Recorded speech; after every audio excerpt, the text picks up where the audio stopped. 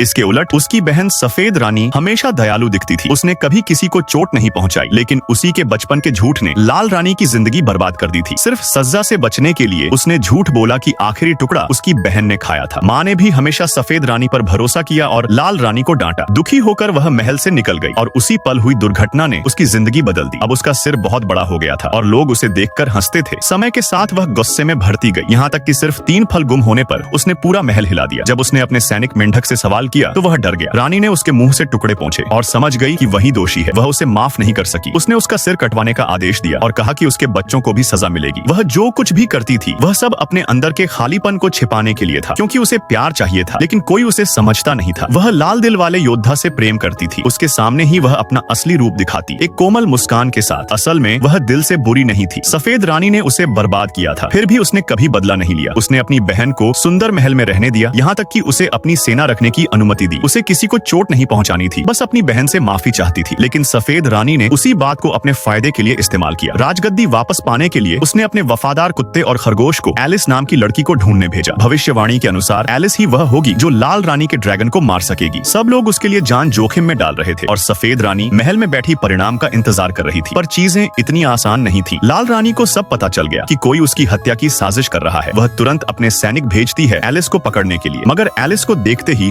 उसका गुस्सा प्यार में बदल जाता है, क्योंकि एलिस को भी उसकी ऊंचाई के कारण सब चिढ़ाते थे। वह उसका दर्द समझ सकती थी। इस तरह एलिस जो कैदी थी लाल रानी की मेहमान बन गई। लेकिन एलिस का असली मकसद था ड्रैगन को मारने वाली तलवार चुराना। कुछ दिनों की तैयारी के बाद वह उसे हासिल कर लेती है, पर निकलते ही सैनिकों ने उसे घेर लिया। तभी तोंग नाम का उसका घोड़ा उसे बचाने आ गया। वह उस पर सवार होकर सफेद रानी के महल की ओर भागी ताकि तलवार उसे दे सके। सफेद रानी बहुत खुश हुई, यहाँ तक कि उसने खुद एलिस के लिए सिकुड़ने वाली औषधि बनाने में मदद की। उधर लाल रानी एलिस के भागने की खबर से आग बबूला हो गई। वह सच्चे दिल से अपंगों के साथ सहानुभूति रखती थी, पर उसे सबसे ज्यादा डर था धोखे से। पार्ट 3 के लिए कमेंट करें।